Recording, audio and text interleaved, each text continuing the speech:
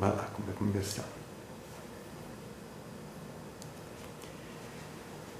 Sejam bem-vindos e bem-vindas neste nosso novo encontro, hoje aqui com a Nanaia de Simas, grande atriz aqui de Sorocaba, região e Brasil afora. Então eu vou apresentar primeiramente a Nanaia, mas antes, as boas-vindas a Nanaia. Nanaia, seja muito bem-vinda, é um prazer enorme ter aqui você conosco.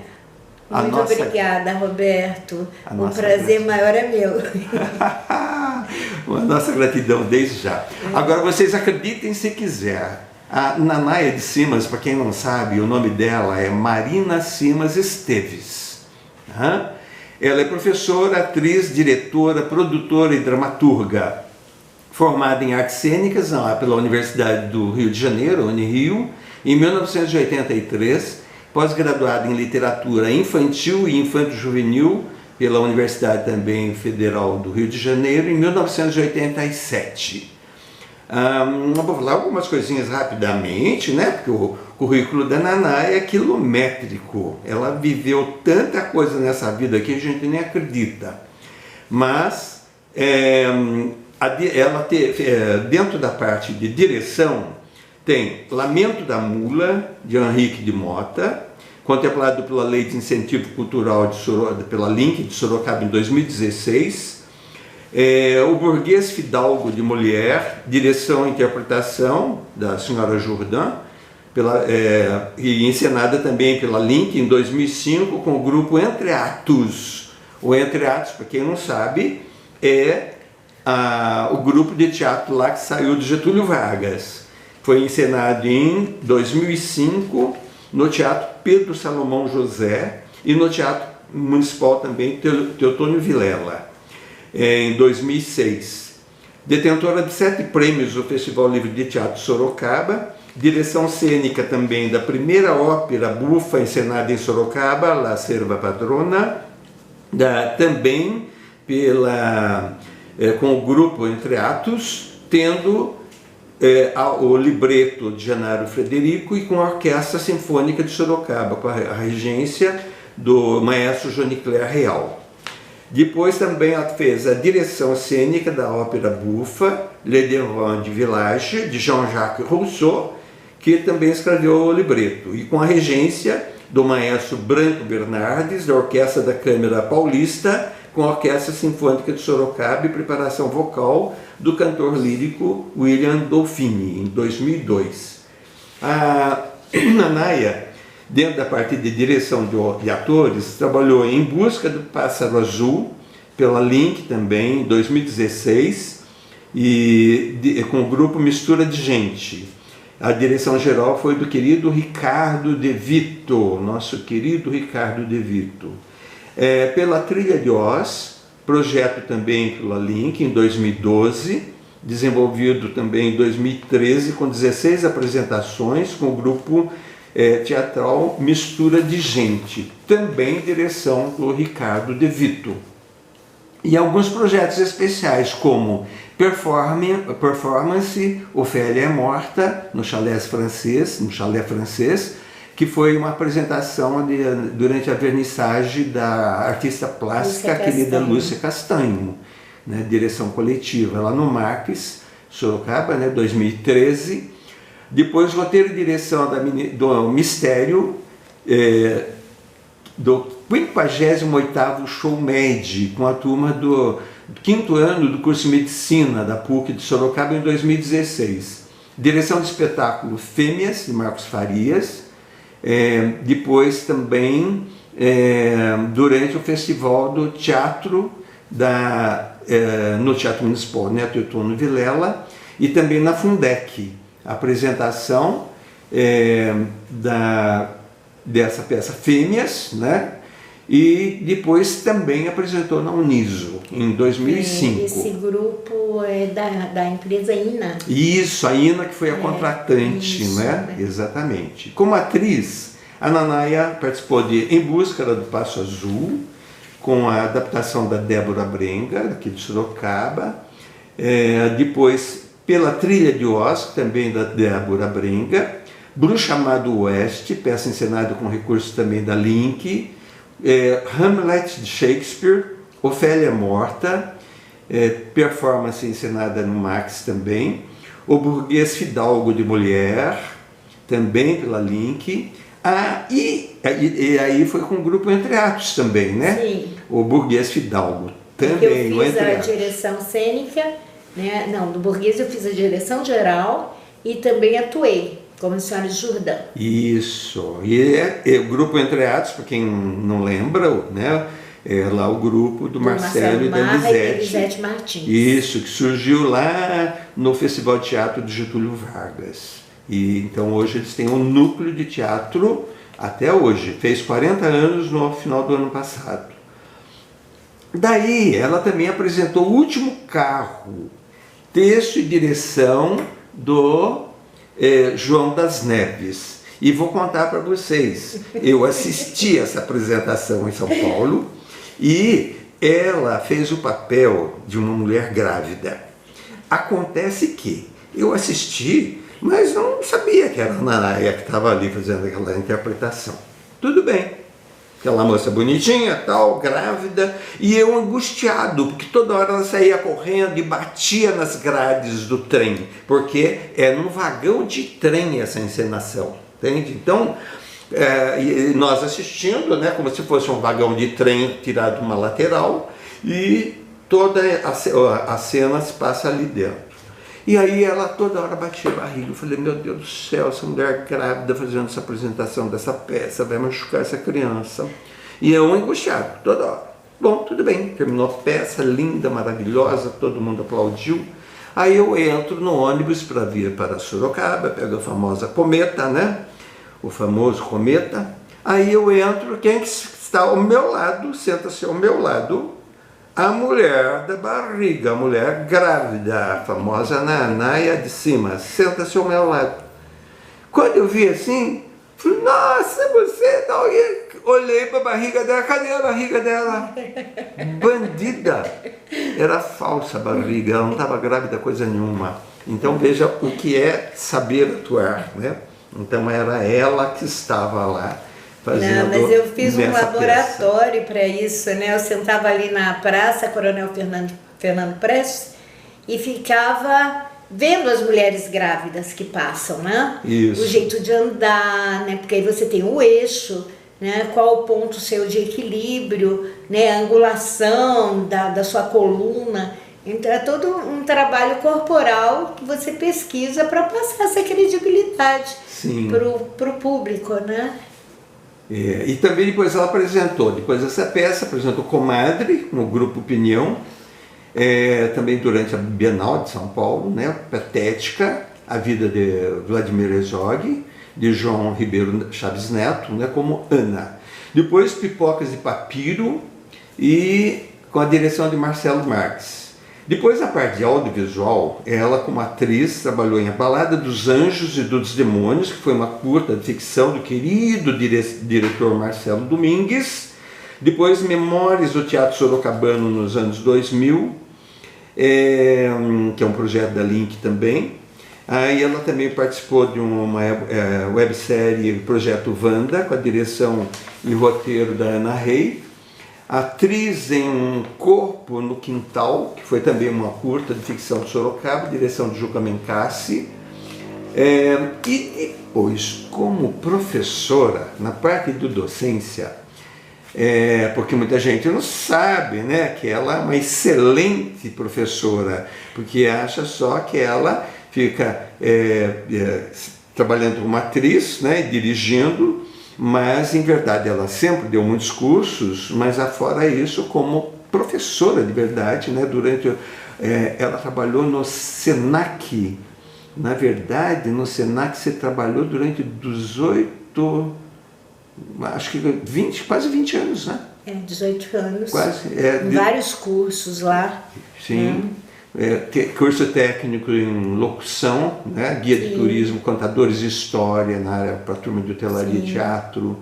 Daí ela também trabalhou em projetos próprios, né, para aulas de interpretação e dramaturgia durante a Oficina Cultural Grande Otelo, em Sorocaba, de 92 até quando ela encerrou as atividades 2014. 2014. E como professora de teatro também na Escola Mundo Novo. Sim. Então, aí que eu digo, né? Na Escola Mundo Novo, ela trabalhou como professora de teatro de 89 a 95. E no Colégio Objetivo de 1997 a 99.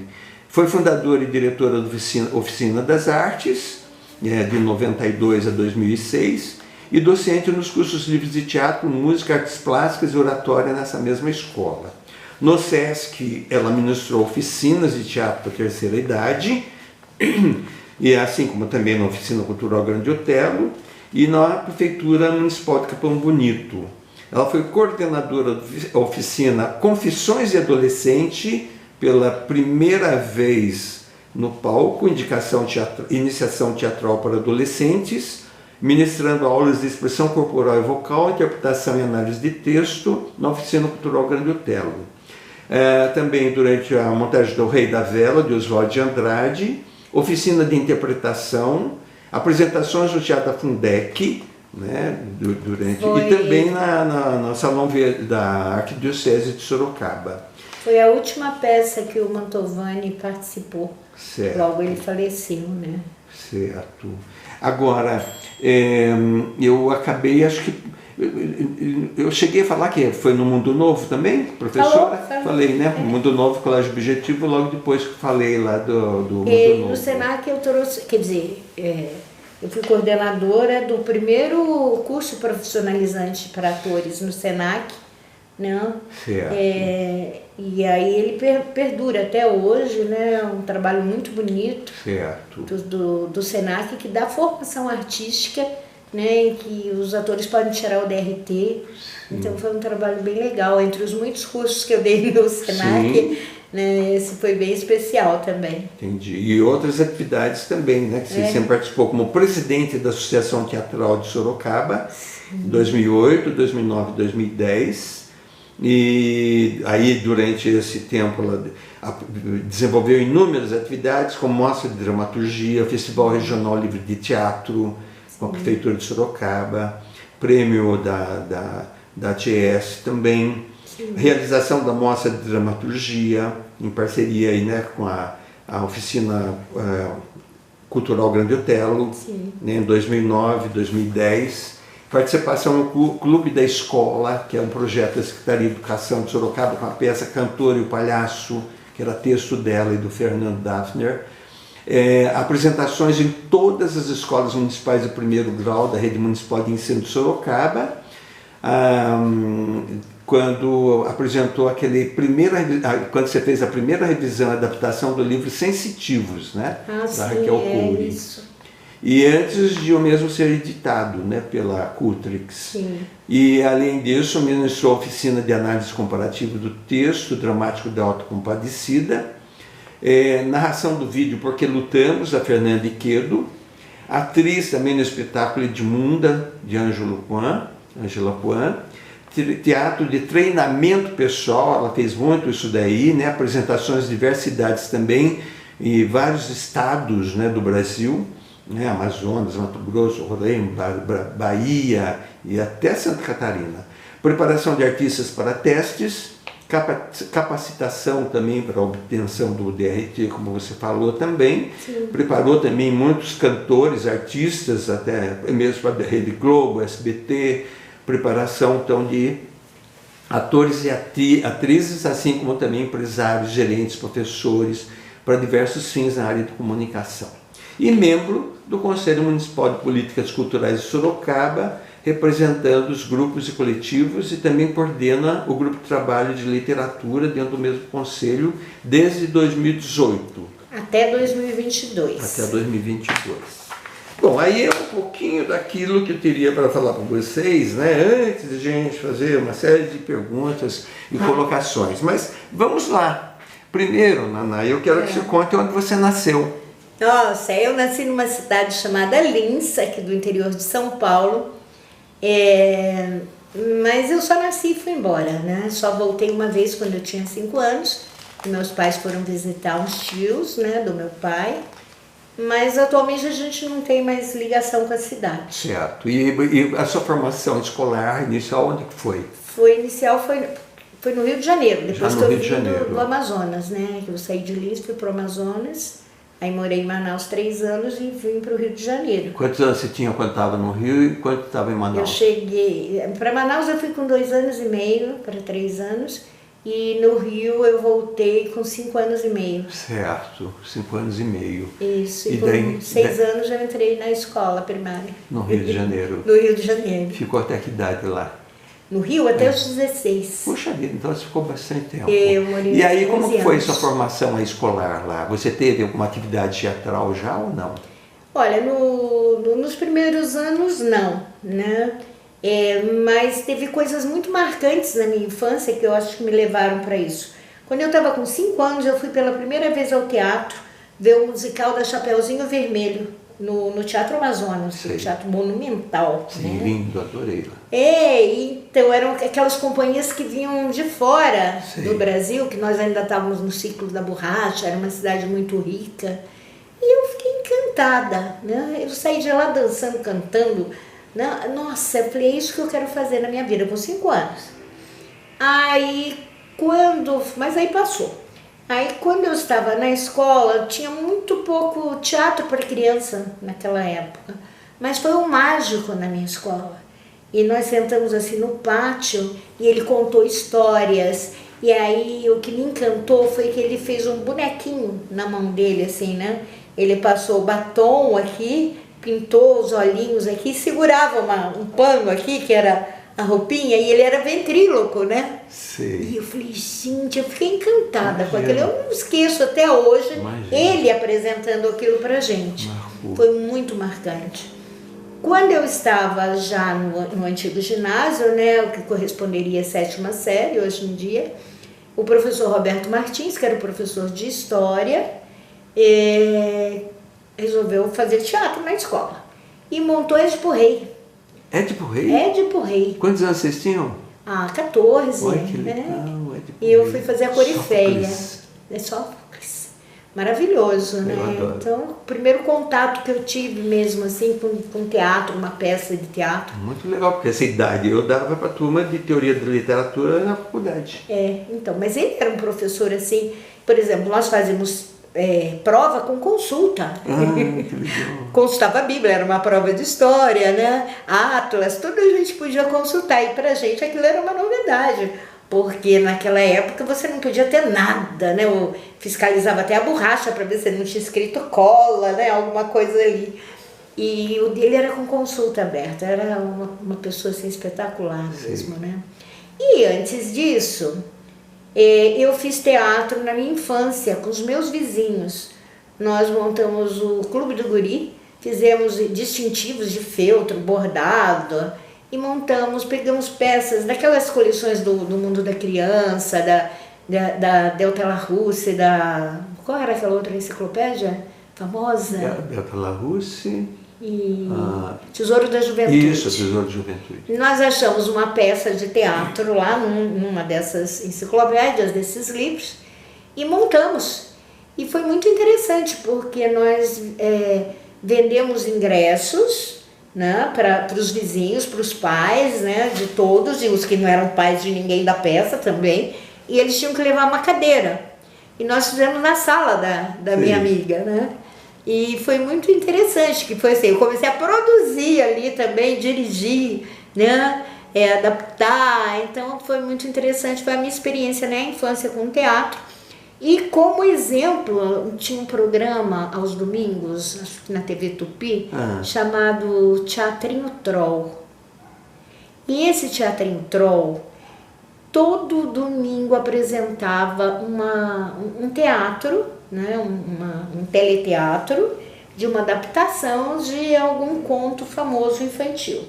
Normalmente os clássicos, né, de contos de fada, ou histórias brasileiras também, né, de indígenas, de animais, né, e ali atuava, eu lembro bem, o Roberto de Cleto, que era um ator da época, o galã, que fazia o mocinho sempre, a Norma Bloom, que fazia a princesa, né, e as mocinhas, A Zilka Salaberry, que fazia a bruxa ou a rainha, e o Paulo Padilha, que fazia o rei. E o Gazzaroli, que fazia o bobo da corte, né? Fazia os personagens mais engraçados. Eu lembro bem desses. E interessante é que o Roberto de Cleto, quando eu fui fazer a faculdade, foi ser meu professor na faculdade. Nessa, quando eu vi, eu fiquei emocionada, né? E uma vez também, eu andando em Copacabana, lá no Largo do Líder, quem que vem vindo na minha direção? Zilka Salaberry. Quando eu vi, eu fiquei tão emocionada, porque a minha infância toda, ela era a rainha, a bruxa. E aí eu corri, falei, Zilka Salaberry. E eu abracei, e ela me abraçou também com uma generosidade. E eu comecei a chorar de emoção, e ela começou a chorar junto. E nós ficamos abraçadas ali, chorando de emoção, né? E eu fiquei pensando, puxa, eu a conheço, né? Eu vi durante anos, mas ela não me conhece. E ela me recebeu com tanto carinho, né? Assim, tão feliz de ter uma fã, né? 20 anos depois do programa, né? Se emocionando tanto em encontrá-la. Então foram essas referências, assim, né? Um pouquinho aqui, um pouquinho ali, que você vai construindo. Né?